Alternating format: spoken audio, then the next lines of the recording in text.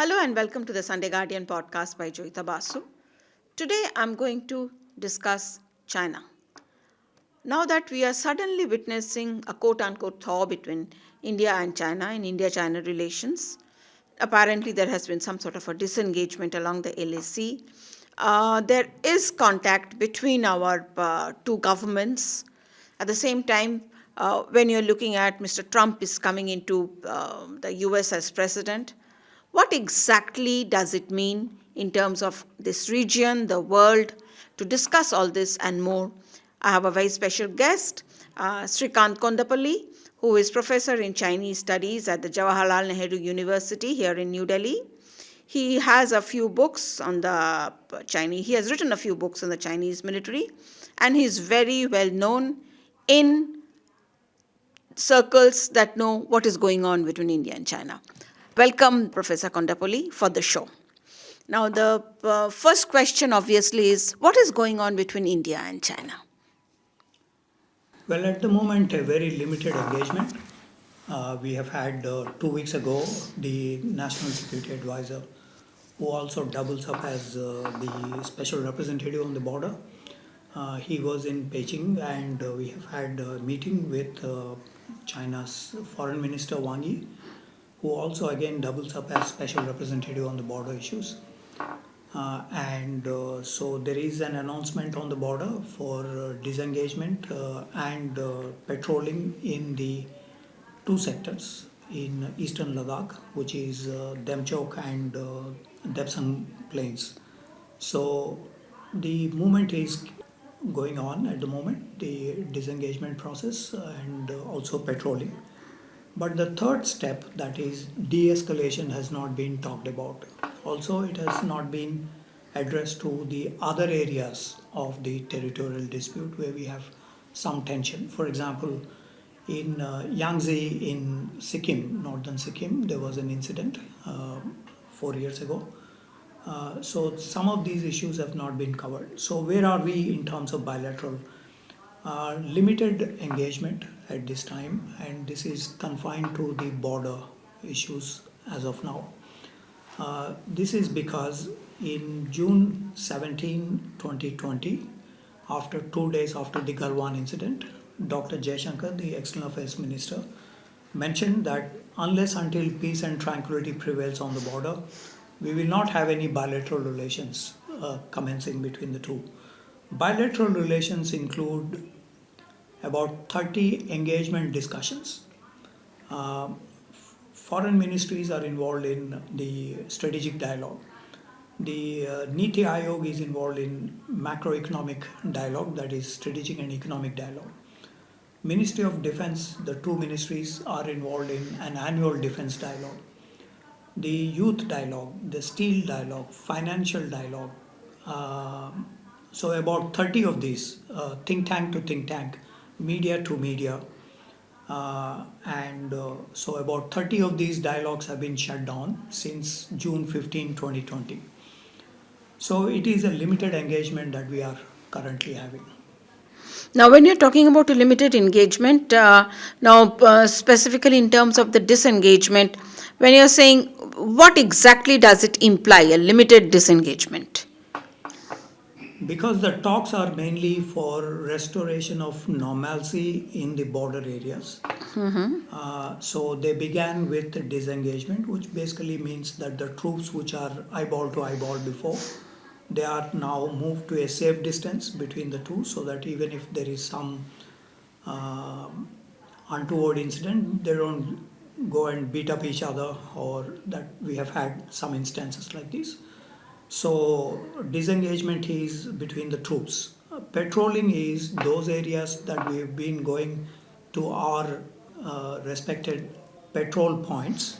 So we have about 65 patrol points from Karakoram to that of Himachal Tibet border areas, from Ladakh to Himachal areas.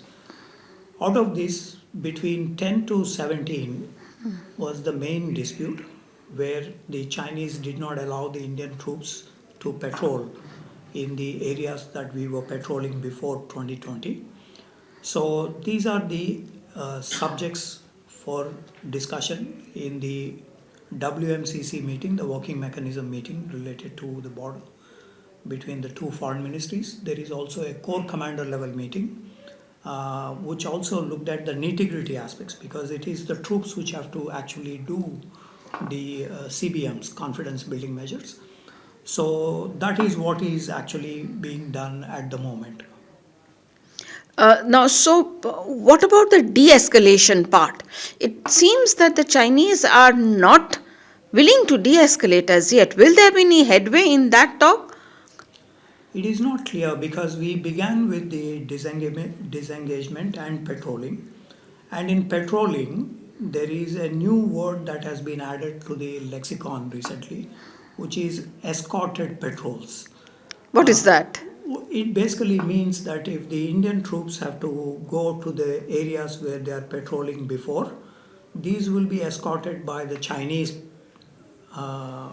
military, and the Indian patrols will be taken to that place and they will see that place and come back. That is what an escorted patrol is. Indian troops will also escort the PLA troops to go to their respective border, the outposts, and then they are taken back to the original positions. So, escorted patrols mean basically that there is no confidence as of now on the other side, and so they are basically taken to that place and then brought back. So there is a lack of confidence, not I mean on both sides. Exactly. So obviously the Chinese military, as I said, they are not showing any signs of de-escalation. I mean, they are not removing the military infrastructure that they have built up over there. What exactly are we doing? Well, actually, to be fair, they have removed the temporary structures like the tents which were built Okay. during that time, but these are temporary in nature. The permanent structures like the underground defense systems or other major military establishments, these have not been removed yet. Secondly, de-escalation would also mean military equipment like tanks, armored personnel carriers, missile systems. These have not been removed yet. So this is because this is crucial in terms of a conflict. And we have actually agreements since 93, 96, 2005, 2012 and 2021 about the CBMs, in which the usage of these equipment is also mentioned. For example, it is no side can do any exercise with the line of actual control as the orientation, strategic orientation. But that has been violated in March 2020 when the Chinese troops, two brigades, have marched from Aksu and Kashgar into the areas where we now have a problem, that is in Depsang Plains and in Debjok. While we have a lot of these written between India and China, these have been violated by the Chinese side. There is a prospect for firing in the event of the confidence levels going down, and hence there is a chance for both sides again involving in a conflict as we saw on June 15, 2020. So this is a precarious arrangement as of now, because not all disengagement, patrolling, de-escalation have not been completed yet to the satisfaction of both the sides and to the extent of 2020 scenarios. That is the reason this has now become very precarious. So that means, and more importantly, it may never happen as well, We do isn't not it? know if the pressure on the PLA from the civilian side is very high, and this is a geopolitical issue. For example, if the Trump tariffs would be implemented as promised by President elect Trump from January 20, generally at those moments, the Chinese do take a larger picture and approach the neighboring countries and try to settle down disputes with them so that they can have a united front against the United States.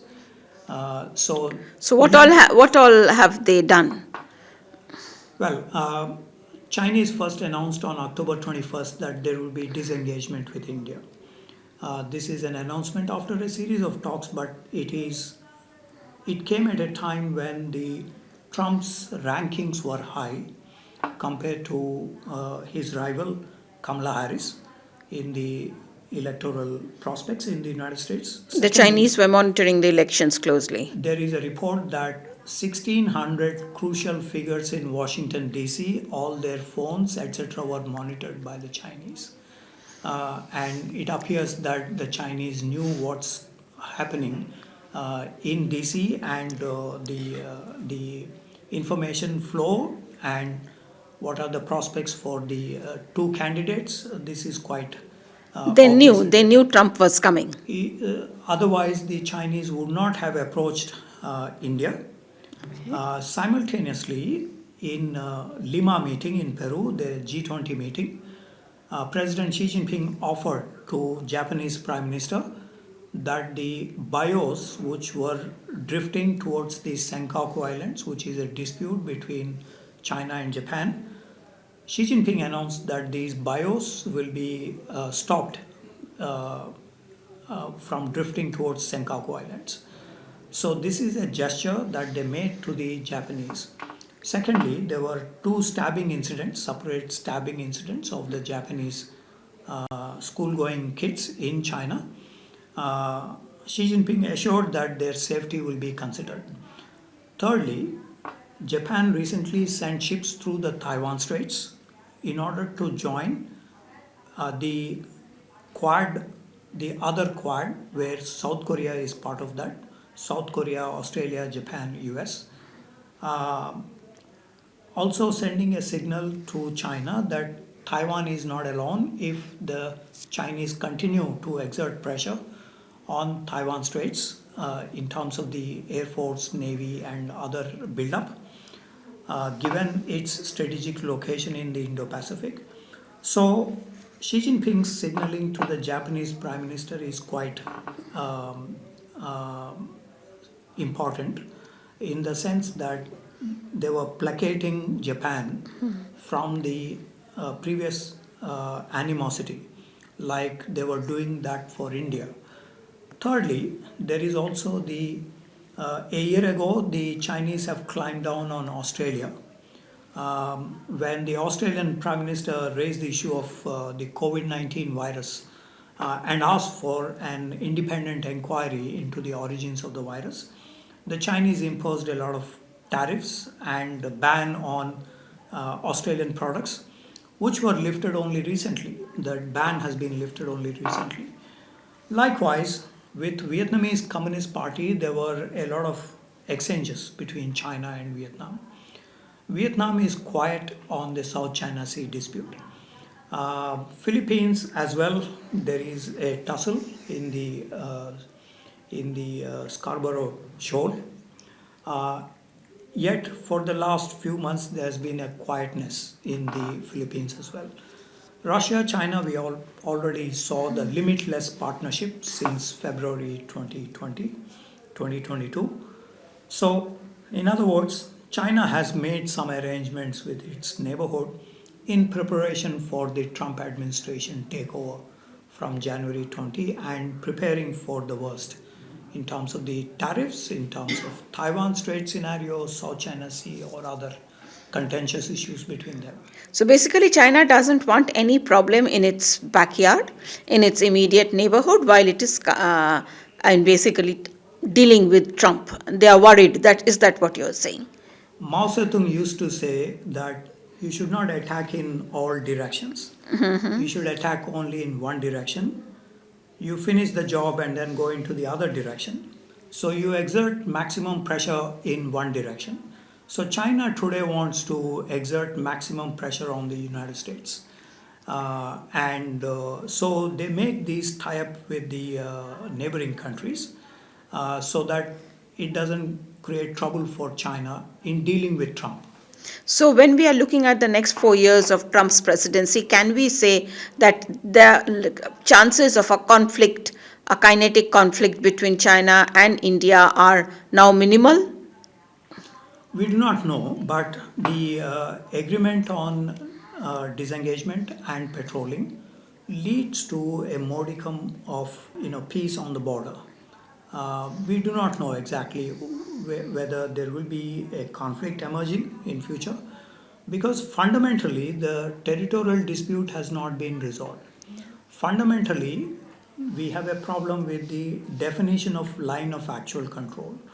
If there is no definition of the line of actual control, somebody or the other would go helter-skelter on either side, and this creates problem of perception. It creates the problem of skirmishes. That what has happened in Galwan in 2020.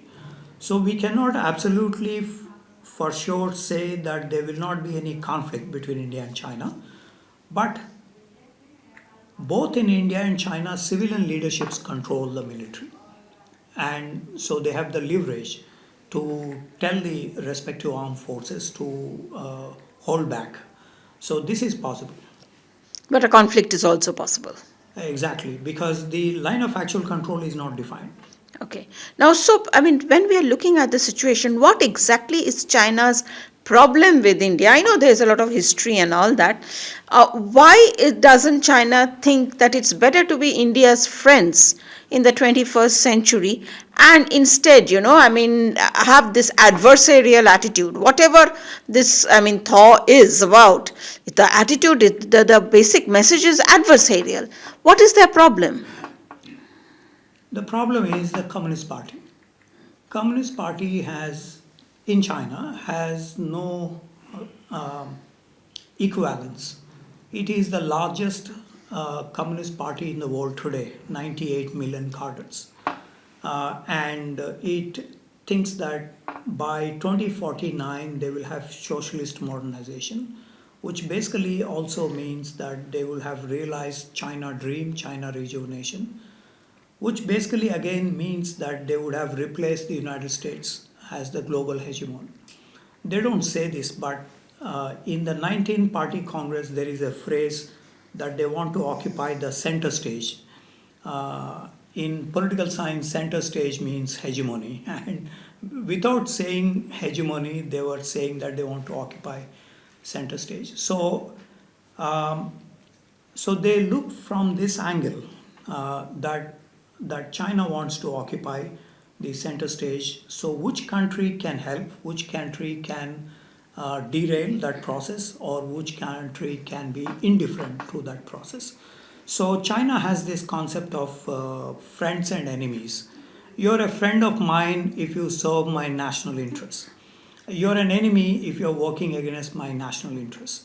Definitely India and China working against each other because there is a territorial dispute, which is crucial part of national interests.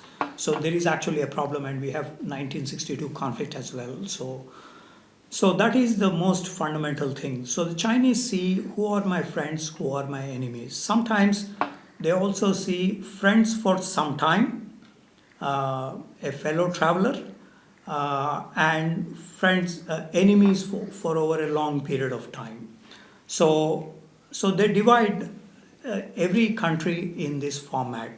And today they have this concept of community of common destiny or shared destiny. Some 5 ASEAN countries are part of that.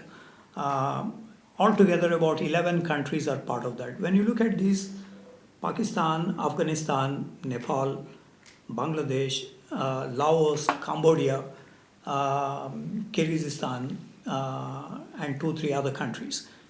So Vietnam. So in other words, they look at these as their core partnership, and from there they would try to expand, which is a tall order, because if they have to become a global hegemon, they need to have friends and allies in the international system. They need to also have a lot of bases abroad, like the Americans have some 2,000 bases that they have.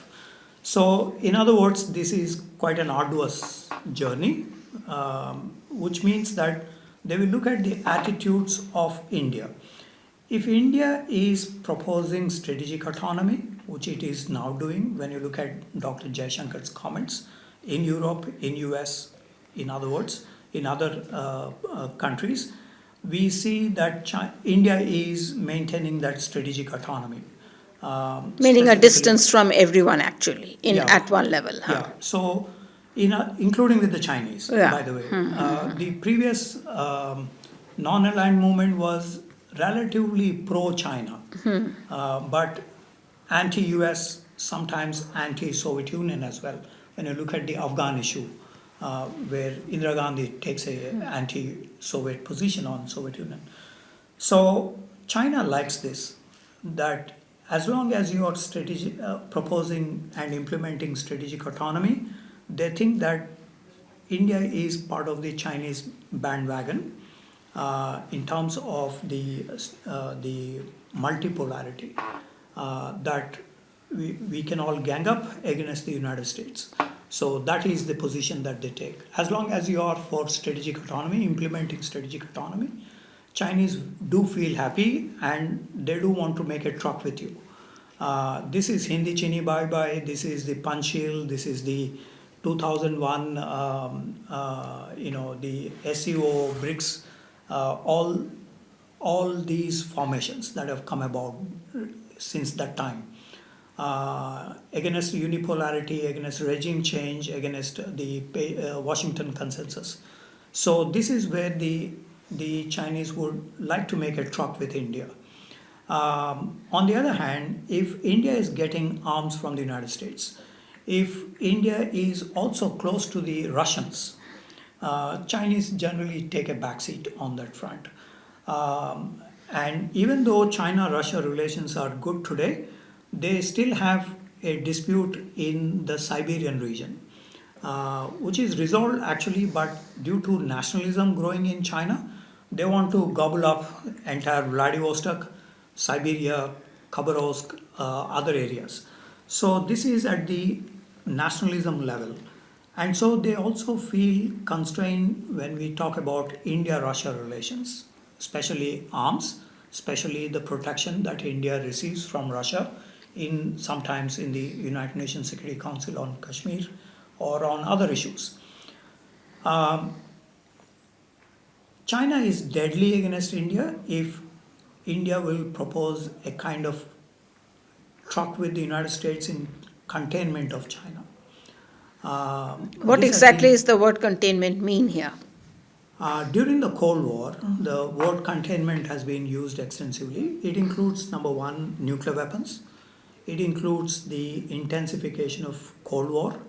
It includes democracy versus socialism. It includes embargoes, active trade embargoes. Sometimes we can say the tariffs are a part of that phenomena. It's a different avatar, but it is something like that, the tariffs. So they would restrict the Chinese, Mexican, Canadian products to enter into the using the WTO, using the MFN and other facilities. Containment would also mean taking a very pro-US alliance system. Containment would From also partnership to alliance, that's what from partnership to alliance. Right. We call the Indo-US relations as natural partners, democracies as one factor. But containment would take this much more close to an alliance system like the NATO, close-knit. We already have the foundational agreements like the SISMOA, BECA, Yeah. all those. We have not signed the alliance, but it is something like that. The other aspect of containment is active use of nuclear weapons, as we saw between United States and the then Soviet Union. The other element of containment is increase in arms race and increase in defense budgets. We are already seeing this between US, China and India. If United States is good in the nuclear weapons and delivery systems, China is today also developing ICBMs in large quantities. In Xinjiang, they have now unveiled several ICBM projects. Likewise, the arms race could be in the conventional sphere. You may have seen the sixth generation aircraft that China claimed to have developed or in early phases. This is the arms race. We also see the arms race between China and India when the Chinese have an SSBN program, a strategic nuclear program.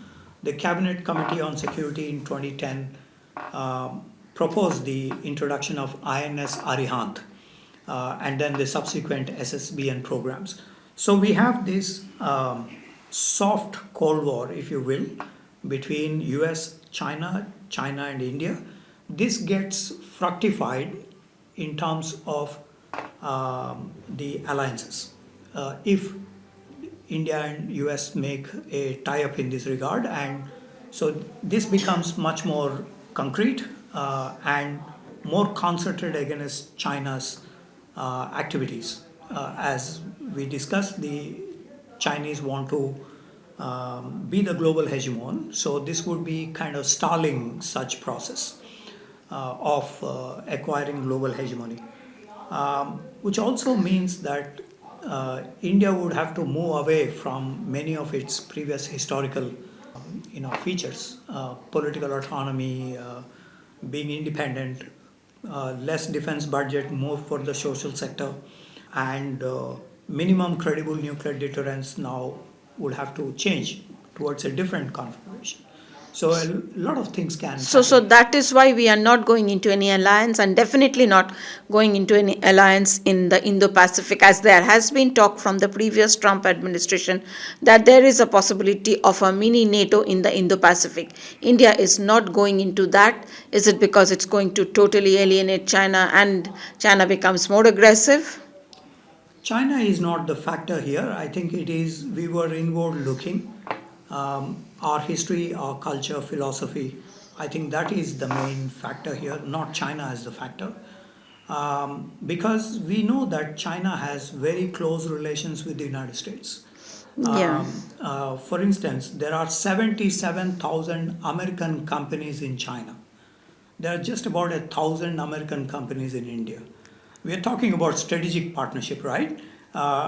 Who is a strategic partner for whom? If you have 77,000 companies in China, $700 billion of American investment in China. There is just $120 billion in India by the Americans.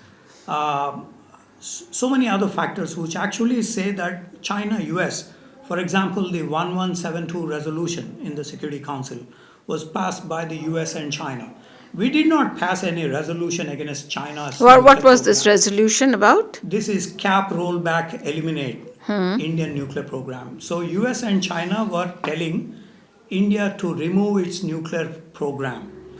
India never asked the Americans or the Chinese to remove their nuclear programs, to disassociate with the nuclear program. Yet China has been a party to this.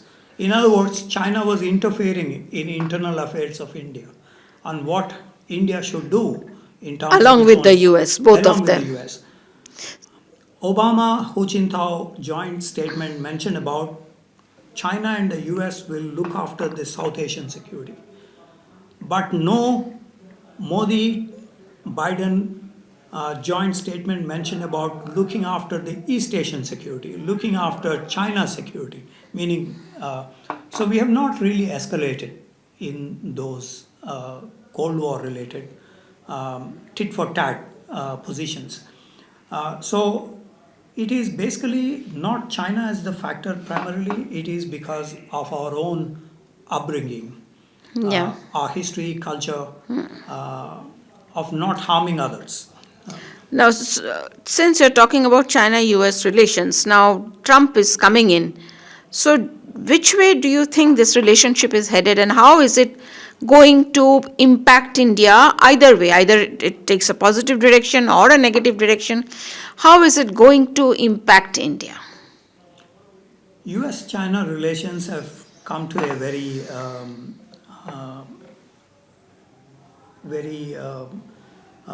plateau stage where the Americans began questioning their fundamental engagement policies with China, which began during Henry Kissinger's time in 1971, followed by Nixon's visit.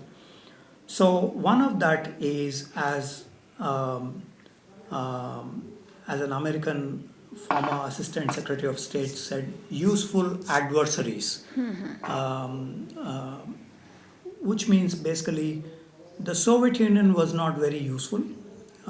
They just were involved in the Cold War and nuclear conflict.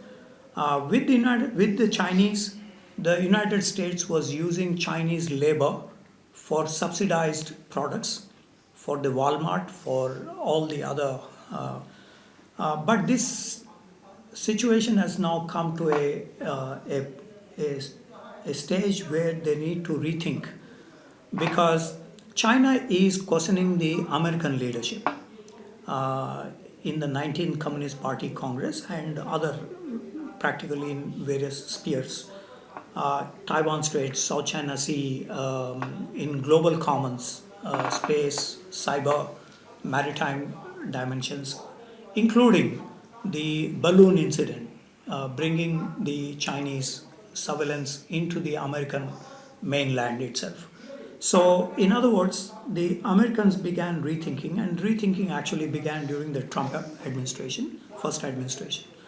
So the tariffs were imposed, and the Chinese today expect that the Trump 2 administration would impose 100% tariffs, as is mentioned in the electoral campaign. Now, the problem here is that they are so much enmeshed in very many ways. Now, the decoupling, as they mention, and the Europeans mention de-risking, this process would have some impact on the rest of the world as well, including on India. If Trump tariffs would increase to 100% as mentioned, then there is a study by Fudan University economics professor that the Chinese growth rates will fall to 2.8% from the expected 5% growth rate this year, as Premier Li Qiang mentioned in the National People's Congress. We would possibly see a decline because of the decline in exports. Chinese economy is primarily export oriented, and they have something like 40% domestic consumption. The recent economic conference was mentioning about raising the domestic consumption so that people start buying the products that China produces. But Chinese citizens are relatively circumspect, they are not buying. The domestic consumption is not rising. Uh, India consumes, for instance, 59%. The Chinese consume just about 40%. So, in other words, the sustainability of economic growth rates is problematic in China. If that is so, then we will probably see also impacting the situation impacting on the rest of the world, including on India. But India has both opportunities and challenges. Opportunities, we saw China plus strategy. That is, in addition to investing in China, exploring other markets like Vietnam, Indonesia, India, and others. But this China plus strategy did not succeed so far. For instance, as I was mentioning, 77,000 American companies, only 200 companies came to India out of these 77. Despite all that we talk about US India, partnership and all sorts of things, just about 200 companies came to India. Likewise, 83,000 Japanese companies are in China. And some of them moved to Vietnam and Indonesia, not to India. We are talking about global strategic partnership between India and Japan into the 21st century. There are just about 1,300 Japanese companies in India, despite all the talk about strategic partnership. So it takes time, of course, for them to shift, because lock, stock, barrel shifting would be cumbersome, and they have to really do a lot of other things before shifting. So this is an opportunity for India. If even 2 to 3% of those companies which have invested in China market shift to India, this would have a huge impact on our 7% growth rate to 8%, 9%. We do not know how much. So this is an opportunity. Now, when you're talking about Trump coming in and all, what are the chances of Trump and China becoming quote unquote friends, and how does that impact India? There is also a possibility because Trump takes decisions through a business perspective, uh, which also means that if he makes an arrangement with the Chinese, in 2017 he visited Beijing.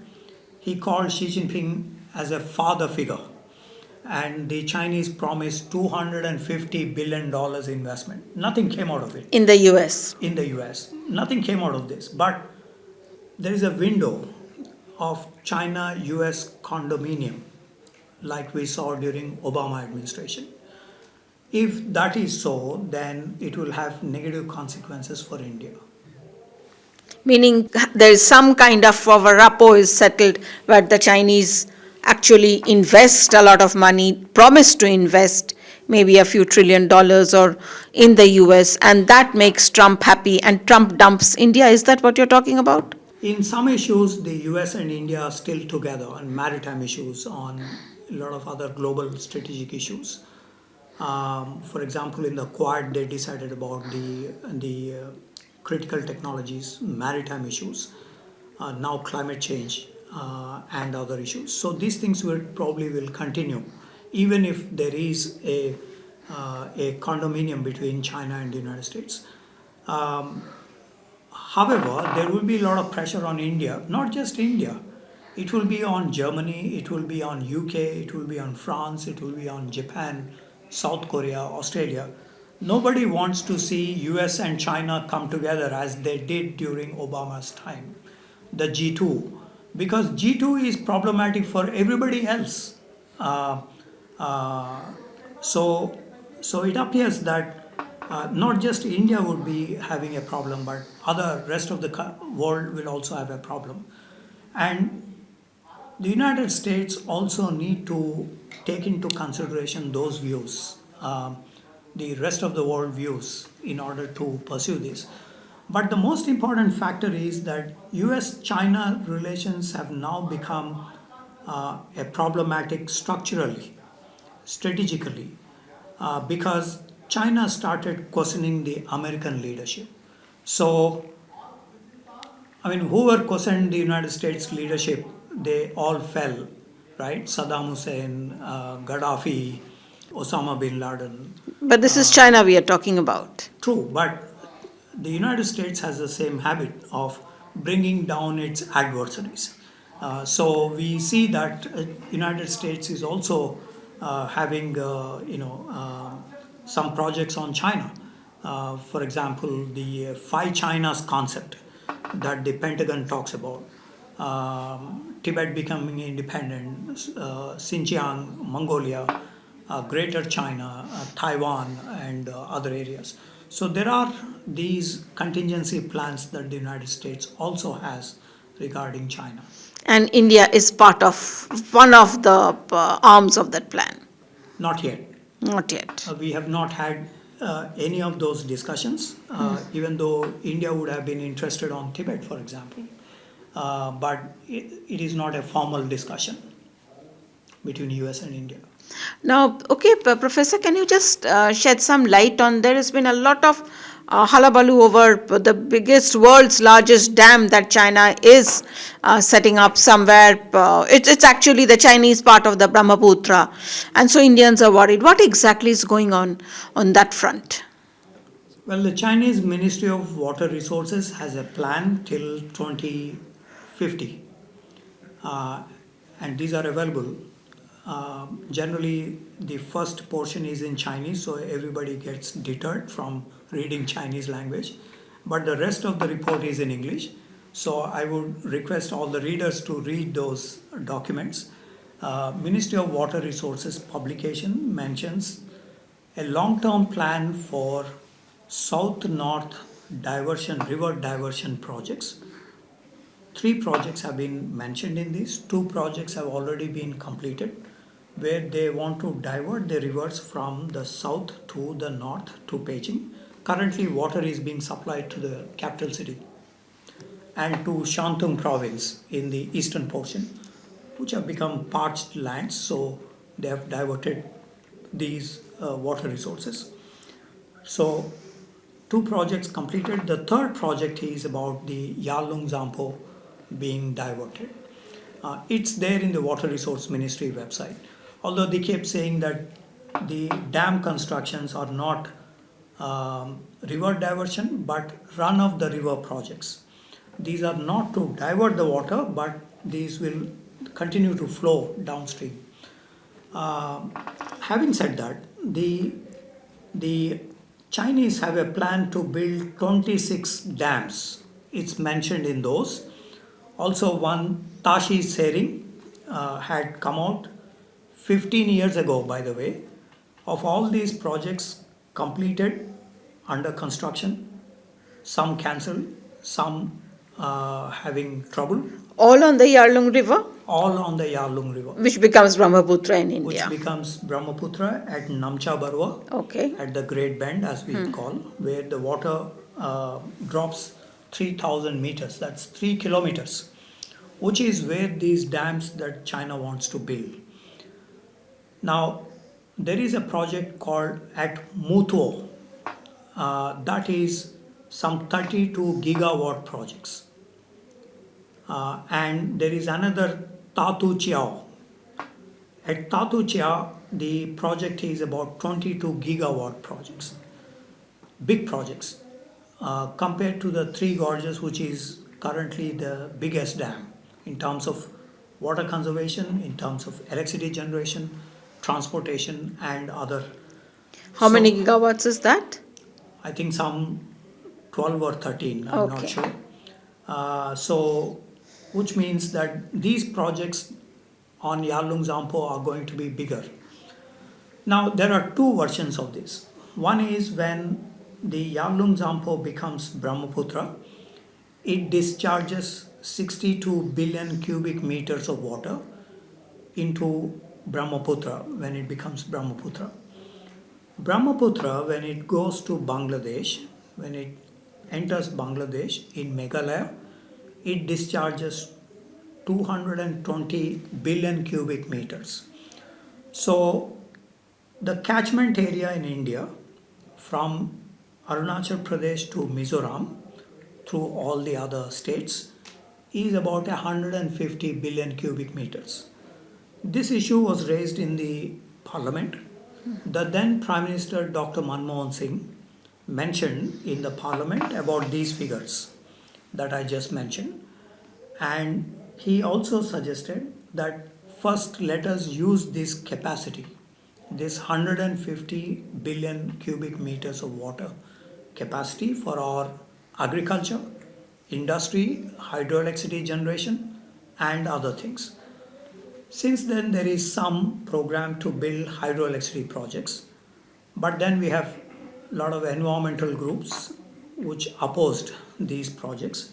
So at the moment, we have not In commissioned any. Assam and Arunachal, From Nancha Barwa to Mizoram, Meghalaya. in those reaches, there are several, including at Boat Club, there were some demonstrations from that area. So the plan B was to build micro hydel projects, whereby we take care of the environment, yet we also use the hydroelectricity capacity. So, what are the chances of China weaponizing these dams against India? So the Chinese argument is that these are not diversion projects, although the Water Resource Ministry mentions these are diversion projects. Water will be diverted. This is weaponization, number one. Even if the run of the river projects, these are on high seismic zones. So it is interesting that the first water war was waged by Chiang Kai-shek against the Japanese troops in 1930s by bombing a dam and releasing the water at one go on the downstream Japanese military forces in the northeast of China. So they were all washed away. So one should not think this way, but what if this is a possibility?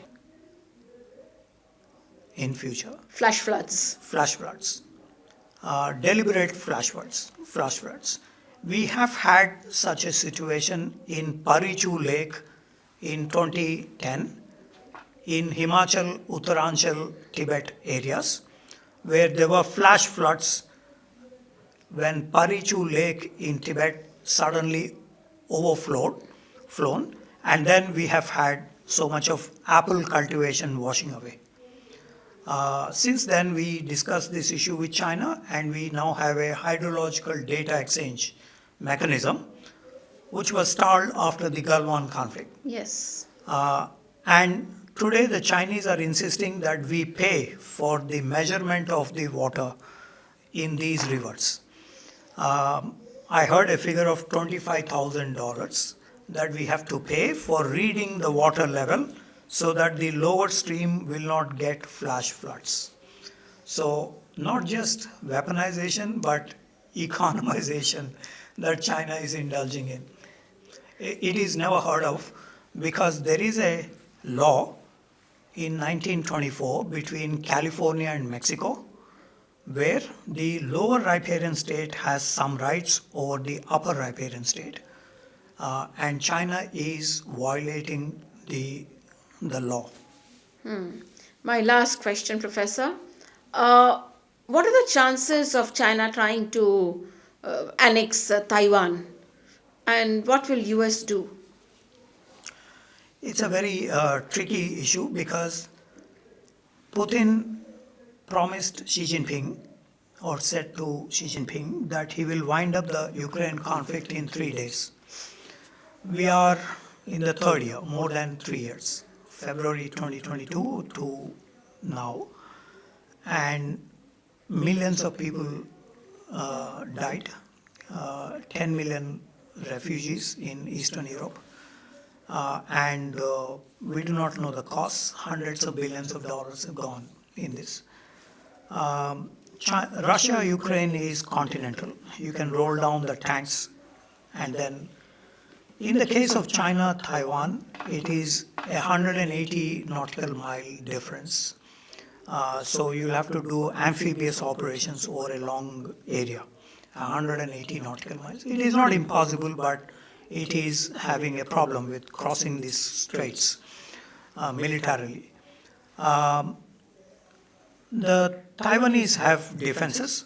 Taiwanese also have minesweepers, mines across the Taiwan Straits. So this is a very difficult task for the Chinese to cross over. Of course, today you can cross by air, by other means as well. But the Taiwanese military compared to the Ukrainian military is much more modern. Taiwanese have F-16s, 150 of these. They have indigenous defense fighters called Chinko. They have also Xiongfang missile system, which is better than BrahMos systems and has range of nearly 3,000 kilometers, which means Three Gorges Dam can be shot if there is a conflict between the two sides, which would create havoc downstream if there is a... The third factor is there are 2 million Taiwanese living in China right now.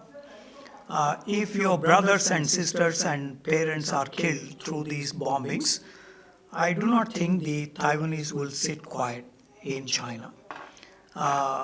They have no concept of fidaing, but it is quite possible if the escalation continues in Taiwan.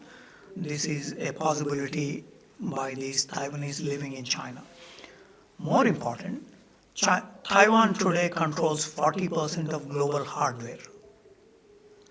Your mobile phone, your laptop, all these are actually made in Taiwan.